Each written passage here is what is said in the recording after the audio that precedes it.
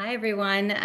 Was about a minute late there. I was just trying to go live and it wasn't letting me. So that's what happens, right? All the time with live stuff. So I am so excited you're here today. We are talking about the Amber effect. And in previous weeks, we've gone over the ask.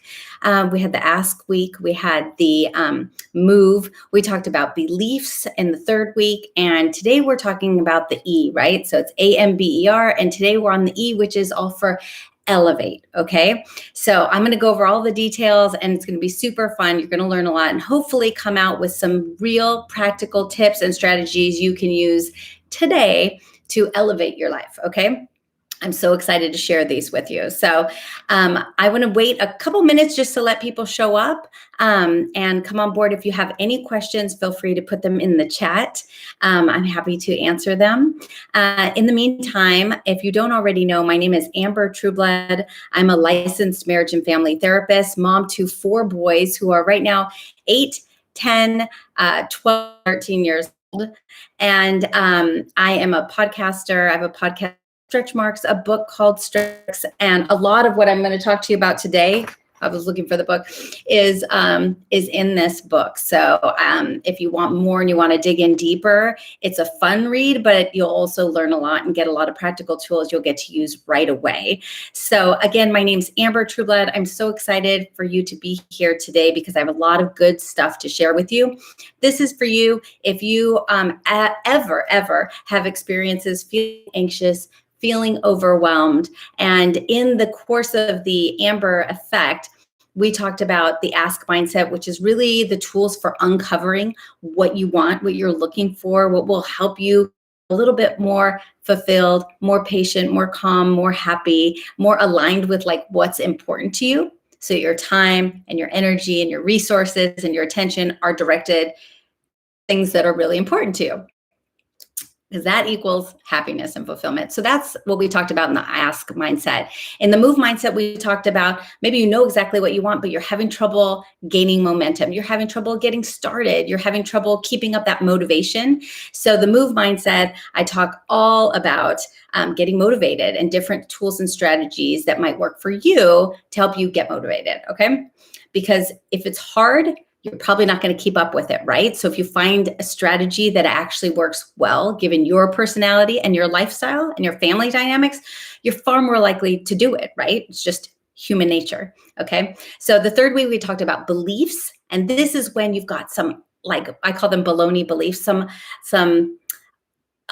beliefs that are kind of like hidden, that are faulty beliefs, but they're blocking you. So often just uncovering those, bringing those to your conscious awareness just smashes them. It makes them far less likely to stop you from what you want, right? To stop you from getting what you need, okay? And what you're looking for. So that's what we talked about, beliefs. So today we're gonna dig into what I call the elevate mindset, not elevator, though you can think of it the same way, okay? So this is for you if you're feeling anxious, you're feeling overwhelmed, you feel like you're kind of working against yourself. Everything's hard, right? It's hard. It's feeling like it's harder than it should be. It's harder than you want it to be, okay? You want things to just be a little bit easier because you're exhausted or you're overwhelmed or you're anxious or you're frustrated or all of the above, right? Okay, so I want to give you some tools and strategies that can help you today to elevate you kind of above that. So I picture it like a dirt road. So we can be like in a Jeep, right? Like we're bumping, we're going, we're making progress, but it's a lot of work, right? So elevate is more like being in an airplane, right? So it's just smooth, okay? It's just smoother, it's easier. You can go a lot faster with a lot less effort, okay? I know, anyway, I was going to say, I know planes take a lot of fuel, but that's where the analogy maybe falls off, but you get my point, right?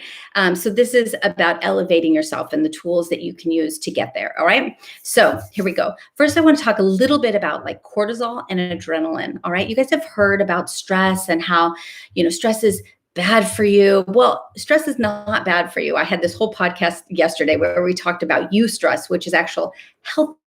So there's a time at which, and it's different for everybody, and it'll be different in different times of your day and different times of life.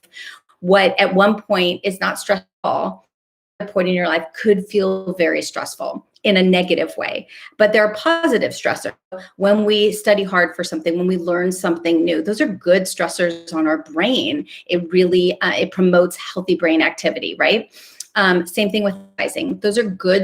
It's stressing our body and our muscles and our cardiovascular system, but it's good for our body. Now, if you just had surgery, you probably shouldn't exercise. So same thing. There's certain things that are stressful in a negative way, and then there's certain things that are stressful in a healthy way, and it helps your body. So cortisol and adrenaline is what is released in spikes sometimes when we feel like we're under threat, right? When we're stressed out, when we're anxious, when we're afraid something, it's an uncertainty. It's something we don't know, but we are fearful that it might happen, right? Or it might not happen, okay? And what cortisol does in our bodies is it makes our blood pressure go up, it makes our blood sugar go up, and then it prepares your body, right? Because it's there for a reason. It's there to protect you, right? Because it thinks you really might be in physical danger. So it's making your muscles, and adrenaline does that too, right? It races all the blood to not all, but a majority of the blood to your muscles so that you're ready to either fight or flee, right? So your body's going to protect you here, okay? But the truth is we're not often getting chased by tigers, right? It's just because we lost our key. We step something sharp, or somebody's screaming and you were trying to find your direction somewhere and you got lost, and all of a sudden your adrenaline levels and your cortisol levels are like through the roof, right?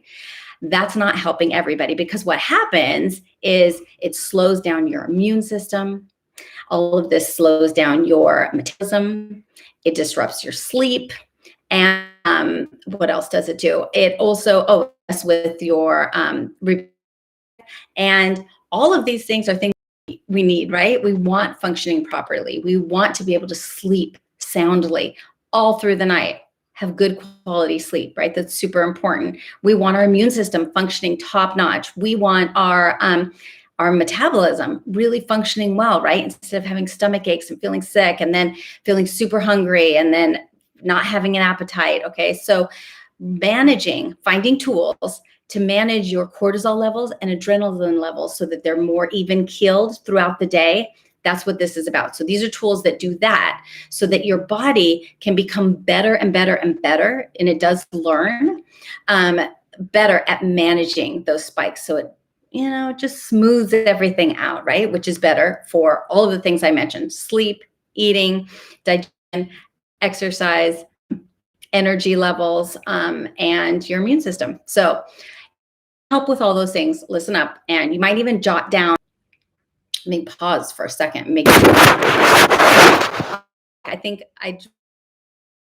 stability in the canal, so that you can really give your body and your mind and your emotion the best chance possible to have clarity, have focus, have energy, right? So a mom, the type of employee, the type of neighbor and friend that you really want to be, and that you have the energy for that, and you don't end your days utterly exhausted and like with nothing left to give, right? Because that happens to a lot of us, all right? And it's very common. So that's why I'm so making sure you have some tools to help you. So here are the tools. All right, you ready? Okay, so aside from things, and I talk about this in the other videos, aside from things like drinking enough water, eating healthy food, super, super important basic things, breathing deeply throughout the day. And I'm going to close this by what's so important about breathing.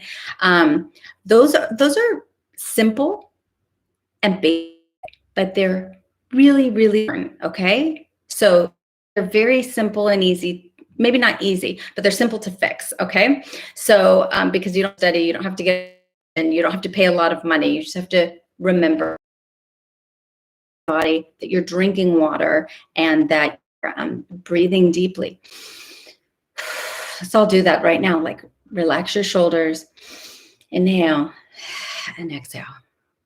Let's do it one more time, because chances are you're still a little bit up, right?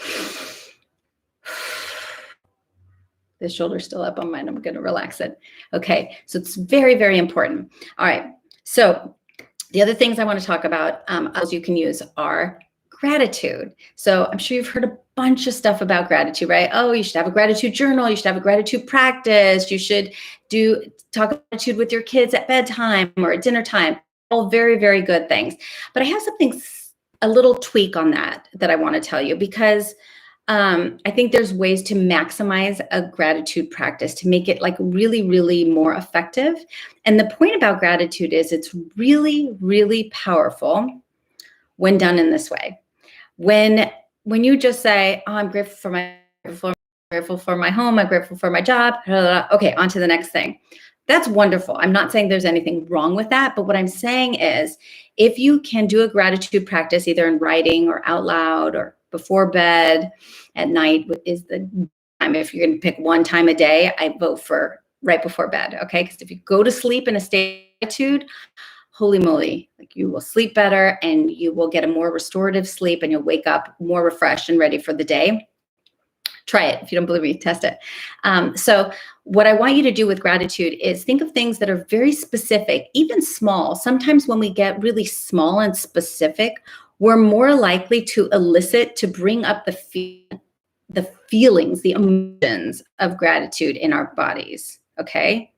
So if you say, "Oh, I am so grateful that," instead of saying like, "So grateful, like we have food to eat," you can say, "I'm so grateful that that I got to order groceries online and that allowed me to like have a little bit of me time today, or allowed me to like help my kids with their homework, or allowed me to take a little nap because I'm pregnant and I'm exhausted. And so I got to order food and I got to order some pre-made stuff. So I didn't even have to make dinner."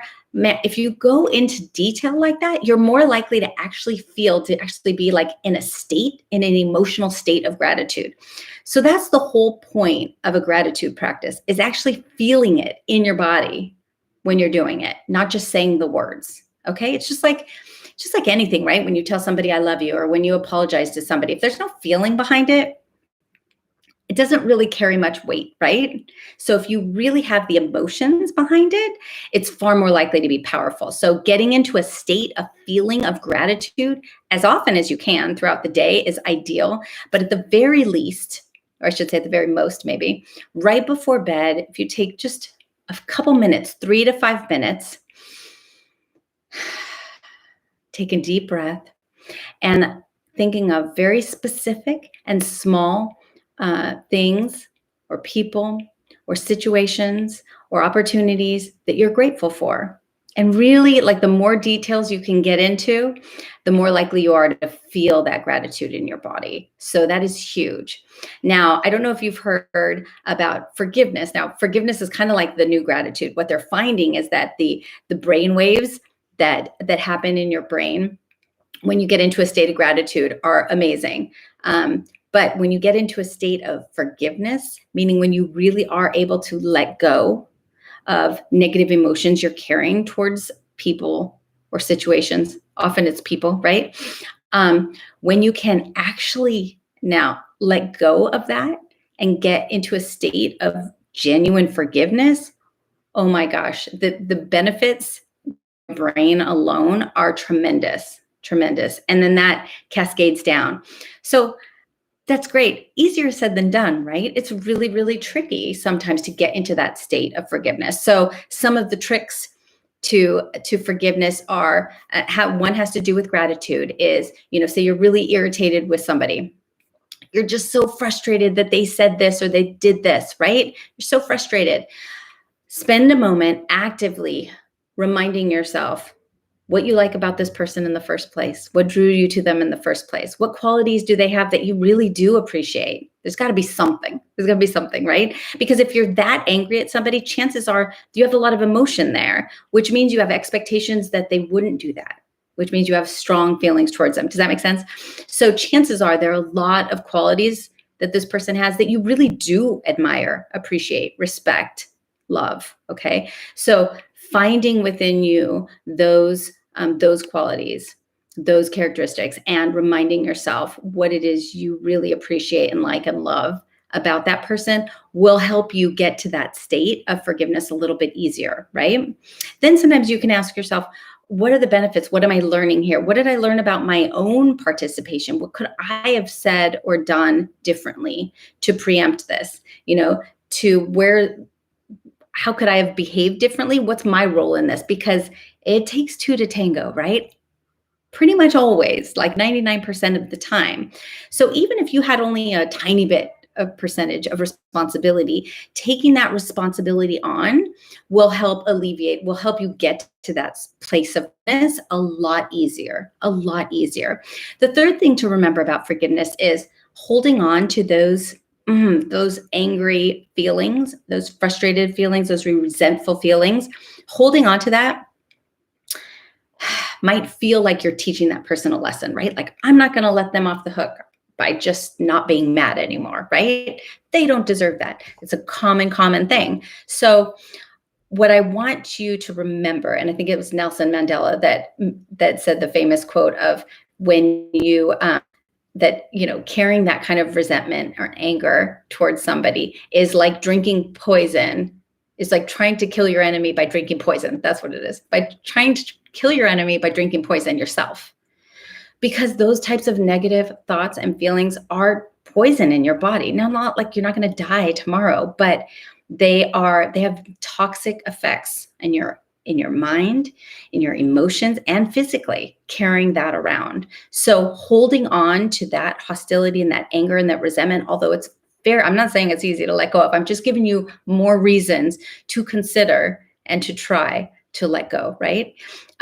Because holding on to those feelings of anger, it's not going to change that person. It's not going to punish them, so to speak. It really punishes you more. Okay. Now, figuring out effective ways to communicate, how you could have communicated differently so that it didn't go down that way, that's hugely useful, hugely, right? Okay, so those are 3 tips on how to kind of move through forgiveness, all right? So we talked about gratitude, really getting into the feelings of it. We talked about forgiveness, which is easier said than done, I know. And now I want to talk about meditation. So, you hear a lot about meditation. I interview a lot of best-selling speakers, very, very successful entrepreneurs, a lot of people in the health and wellness field, and all of them, pretty much all of them, have some sort of meditation practice or breathing practice that they do regularly. And this is because there's a ton of research and literally like thousands of years of data and stories about why and how meditation is so valuable. It helps me personally think clearer, feel calmer, feel more organized and less scattered, far less overwhelmed, helps me sleep better. That's like the biggest thing. That's the biggest thing that I found, and helps me feel less anxious. So that's what meditation does for me. And I meditate about 10 minutes in the morning and 10 minutes at night. And it always looks different, right? Some people use guided meditations. A very simple one is a box breathing meditation where you inhale for 4 counts, hold your breath kind of at the top, they say, for 4 counts, and then release your breath for 4 counts. And then if it's comfortable, hold your breath at the bottom. So you go 4 in, 4 hold, 4 down, and then 4 hold at the bottom, like with the empty lungs. So that's called box breathing. And you can just do that 3 or 4 rounds of a box, 4 rounds of a box. How about that? Every morning and every night. That alone is huge. Okay. And I'll call that a meditation practice. And it's best to be kind to yourself if you're new to meditation. What I always say to people I have 2 things. One thing is, often people will say, oh, I can't meditate. Ugh, I can't sit still. That would drive me crazy. Like I couldn't sit still that long enough. It's just not for me. I got to be moving. I got to be thinking. I got to be talking, right? I would argue that if you have this reaction, you're the very person who would benefit most from a meditation practice. It's trickier. It's harder to start because it feels very uncomfortable, right? I was like this 100%, but wow, the value of it for me has been tremendous. And I found that, there are other people who get into a meditative state quite easily, quite often. Maybe they're runners and that's their meditation. Maybe they're surfers and that's their meditation. Maybe they take long showers and that's where they zone out and meditate, or drive. A lot of people are in a meditative state a lot. They don't call it meditation, but it has all the benefits, right? They're in the alpha state in the brain waves, right? They're connected in a more creative way. They are more likely to have kind of intuitive moments where they come up with solutions to problems. This happens a lot when you start meditating more often. Okay. And what I say when people will say to me, well, I don't know, it seems like, oh, I'm going to zone out and be all blissy for 20 minutes, whatever. How's that going to help me? Right. So I liken it to going to the gym. When you say you have an exercise regimen, or you go to a gym, or whatever, you have a trainer, or you go running around the block. When you do that for 20 minutes a day, or 40 minutes a day, or a few times a week, you don't do it so that you're only healthy during those 45-minute periods. Does that make sense? You do it so that you're healthy the other 23 and a half hours a day. Meditation is the same way. So it's a practice for your brain. It's actual health. It's like exercise, so to speak, for your brain that then allows you the whole rest of the day to be less reactive and more responsive. And what I mean by that is reactive is where like you're almost like on a tennis ball court, right? And you're just hitting all the balls that come at you. There's no planning. You're just reacting, right? You're just going as fast as you can, and there's no plan and there's no action, and oh my gosh, and you have no breaks. Okay. And how many of our lives feel like that so often right now? So meditation allows you to go from that reactive stage to a more responsive stage, which is where you plan ahead. You decide, okay, throw me the ball. Okay, actually, no, stop those. Okay, throw me these balls over here. Actually, take a break. I need to do this. You're in control of your brain again. You're less likely to be distracted. You're less likely to lose things. You're less likely to lose your train of thought. I mean, I've found for myself so many benefits to my brain, that mommy brain that you hear about, like, oh gosh, you got that mommy brain thing. You're forgetful. You're not as quick. You can't remember where you put things. All of those things that we call mommy brain improve greatly when you have some sort of meditation practice you can do. Even just once a day, 5 minutes is tremendous. So I highly recommend a gratitude practice, working on forgiveness, and a meditation practice. So I'm going to tell you where to find some stuff, and then I'm going to give you one super simple tip before we close up today. Again, I'm so happy that you're here, and I hope you go back. If you missed the previous parts of the series of the Amber Effect, please go back and find them and watch them, and I hope you enjoy them and share them with people, of course, anybody you think might benefit from it. And in the meantime, on my website, you can go to ambertrueblood.com/start-here. Okay. And that'll be the clearest page to start on, ambertrueblood.com/start-here. And I have a free download there for 21 tips for sanity. And they're my favorite tips. So it's a free download. Go check that out. And before I leave you today, I want to give you one more super simple tip.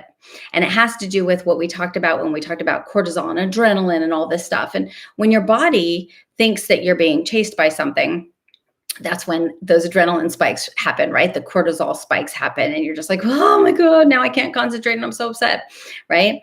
So we can kind of trick our brain by doing something that we would not be doing if we were being chased by a tiger. So I like the example of chewing gum. So I always have one of these little packs near me.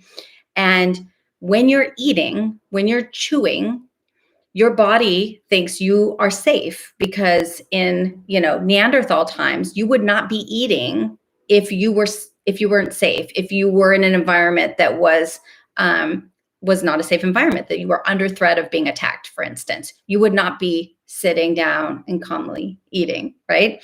So one simple hack that I love is chewing gum. It tricks your brain into thinking you are not at risk, you're not under threat, everything must be just fine if you're eating. So this is something you can use when you are feeling stressed out. Grab a piece of gum, take some deep breaths, don't choke on it, maybe take some deep breaths first, then grab a piece of gum.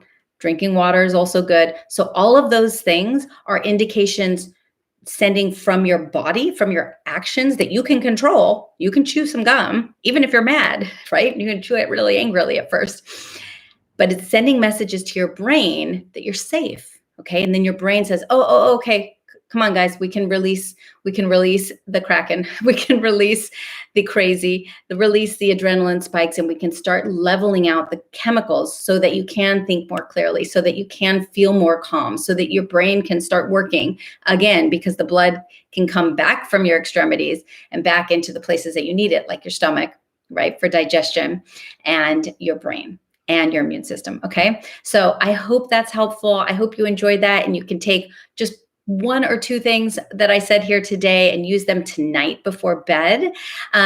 Go ahead and make sure to tune in next week for the last one where we're going to talk about radiate. And in the meantime, if you want, you can check me out on ambertrueblood.com/start-here. Thanks so much. Cheers.